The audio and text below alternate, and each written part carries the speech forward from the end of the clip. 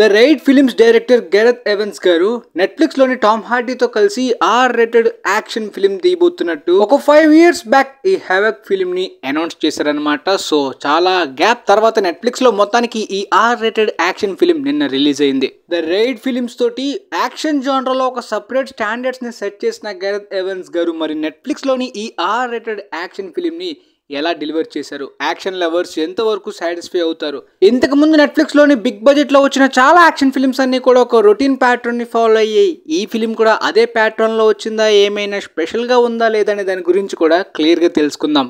Film title కి తగ్గట్టే సినిమాలో చాలా విధ్వంసం ఉంది. ఫస్ట్ యాక్ట్ లోని ఒక చేజ్ సీక్వెన్స్ అయితే మాత్రం లిటరల్లీ థియేటర్స్ లో చూస్తే మంచి ఎక్స్పీరియన్స్ ఉంటుంది అనే ఫీల్ ఇస్తుంది. ఆ అడ్వెంచరస్ యాక్షన్ సీన్ ని ఒక డిఫరెంట్ స్టైల్లో డిజైన్ చేశారు. షేకీ కెమెరా స్టైల్లోని చాలా యాక్షన్ సీన్స్ చూస్తుంటాం. అలా చూస్తున్నప్పుడు మనకు ఒక రస్టిక్ ఫీల్ అనేది వస్తుంది. దాంతోపాటు ఇమ్మర్సివ్ సినిమాటోగ్రఫీ డిజైనింగ్తో పాటు ఎడిటింగ్ ప్యాటర్న్ కూడా అలా ఒక యూనిక్ స్టైల్ని ఫాలో అవుతారు. కాబట్టి కొద్దిగా వీడియో గేమ్ స్టైల్లో ఉన్నప్పటికీ CGIని కూడా యాడ్ చేసినప్పటికీ ఆ టేకింగ్లో క్వాలిటీ అయితే మాత్రం ఆ ఫస్ట్ చేజ్ సీక్వెన్స్లో బాగా ఇంప్రెసివ్గా ఉంటుంది. అడ్రినలిన్ రష్ చాలా హెవీగా ఉంటుంది.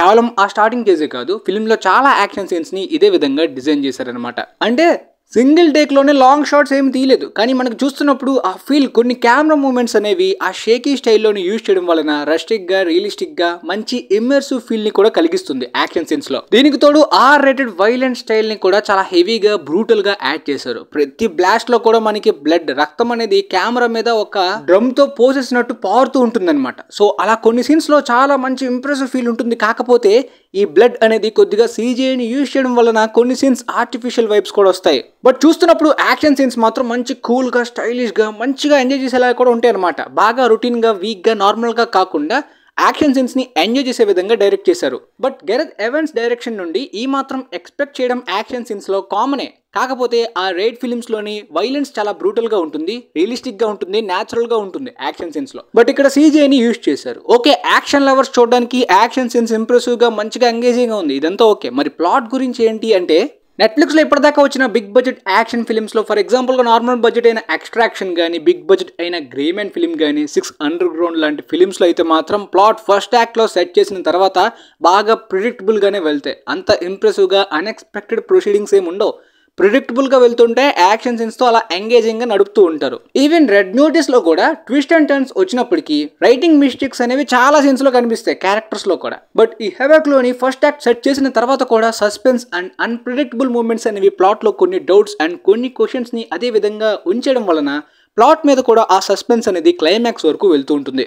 ఎస్, ఫిల్మ్ అయితే ప్రిడిక్టబుల్గా లేదు. ఆ సీటేజ్, థ్రిల్ మూమెంట్స్, యాక్షన్ సీన్స్తో పాటు ప్లాట్లో కూడా కొన్ని క్వశ్చన్స్ అనేవి క్లైమాక్స్ వరకు ఉంచడం, ఆ ఇంట్రెస్ట్ అనేది అలా మెయింటైన్ అవుతూ వెళ్తుంది. బట్ ఆ పొటెన్షియల్ని మిస్ చేసుకున్నారు. ఎందుకంటే ఒక mind blowing twist and turns ఏమి ఉండవు అనమాట. ఆ సస్పెన్స్ అలా మెయింటైన్ అవుద్ది, క్లైమాక్స్లో రివీల్ చేస్తారు. ఇది ఒక మైనస్ పాయింట్ అయినప్పటికీ సినిమా అంత ప్రిడిక్టబుల్గా లేకపోవడం కాస్త ప్లస్ పాయింటే. అలానే యాక్షన్ సీన్స్ చూడడానికి మంచి కూల్గా, స్టైలిష్గా, బ్రూటల్గా, మంచిగా షేకీ కెమెరా మూమెంట్స్ ఉన్నప్పటికీ ఆ CGIని యూజ్ చేయడం, కొన్ని సీన్స్ ఆర్టిఫిషియల్గా, కొద్దిగా CGI హెవీ అయిన ఫీలింగ్ కూడా క్లియర్గా తెలిసిపోతుంది బ్లడ్లోని కానీ ఆ యాక్షన్ సీన్స్లో. అండ్ మీరు చిన్నప్పటి నుండి CGI బేస్డ్ లేదంటే యాక్షన్ బేస్డ్ ఫిల్మ్స్ ఎన్నో చూసినట్టయితే స్టార్టింగ్లో వచ్చిన ఆ అడ్వెంచరస్ చేజింగ్ సీక్వెన్స్లో యూజ్ చేసిన CGI కొద్దిగా వీడియో గేమ్ వైబ్స్ కూడా ఇస్తాయి. బట్ నార్మల్ ఆడియన్స్కి మాత్రం ఒక అద్భుతమైన టేకింగ్, అద్భుతమైన క్వాలిటీ, థియేటర్స్లో చూడాలి అనే వైబ్స్ కూడా వస్తాయి. ఈ యాక్షన్ స్టైల్ కానీ, ఆ విజువల్స్ కానీ, ఎడిటింగ్ కానీ, సినిమాటోగ్రఫీ కానీ, ఆ CGI కానీ కొన్ని సీన్స్లో అద్భుతంగా వర్క్ అయ్యాయి, కొన్ని సీన్స్లోని ఆర్టిఫిషియల్ వైబ్స్ వచ్చాయి. ఇక ఫిలింలో క్యారెక్టర్స్ కూడా అంత మెమరబుల్గా, అంత ఇంపాక్ట్ ఇచ్చేలాంటివి ఏమీ ఉండవు. Even lead character Tom Hardy గారు కూడా ఒక యాంటీ హీరో క్యారెక్టర్లోని, అంటే నార్మల్ హీరోయిక్గా కాకుండా యాంటీ హీరోగా పెట్టిన క్యారెక్టర్ కూడా మరీ అంత స్పెషల్గా ఉండదు, అలా నార్మల్గా వెళ్తుంది. సో ఓవరాల్గా ఈ ఫిలింకి నేను ఇచ్చే రేటింగ్ 7.8/10. ఒక సాటిస్ఫైడ్ పాప్కార్న్ యాక్షన్ ఫ్లిక్ని R-ratedలో అందించారు. బట్ కొద్దిగా న్యాచురల్గా, రియలిస్టిక్గా, అద్భుతమైన ప్రాక్టికల్ టేకింగ్ని కూడా ప్రయత్నించినట్టయితే మాత్రం గెరెత్ ఎవెన్స్ గారు ఇంకాస్త యాక్షన్ పొటెన్షియల్ని కూడా వాడుకోవచ్చు. దాంతోపాటు ప్లాట్లో మెయింటైన్ చేసిన సస్పెన్స్ని డీల్ చేసిన విధానం ఇంకా బెటర్ పొటెన్షియల్ కూడా ఉంది. లైక్ ఒక అన్ఎక్స్పెక్టెడ్ ట్విస్ట్ అండ్ టర్న్స్తో కూడా వాడుకోవచ్చు, క్యారెక్టర్స్ని కూడా యూనిక్గా రాయొచ్చు. సో ఇలాంటి మిస్టేక్స్ మాత్రం మిగిలే. సో ఓవరాల్గా ఈ ఫిల్మ్ అయితే పక్కాగా వాచబుల్, యాక్షన్ లవర్స్ పక్కాగా మిస్ అవ్వకుండా చూడాల్సిన ఫిల్మే. మొత్తానికి మీకైతే నా రివ్యూ క్లియర్గా అర్థమైంది అనుకుంటున్నాను. వీలైతే ఈ వీడియోని మీ ఫ్రెండ్స్లో ఉన్న వాళ్ళకి కూడా షేర్ చేయండి, మేబీ వాళ్ళకి కూడా యూజ్ అవ్వచ్చు. And thanks for watching guys.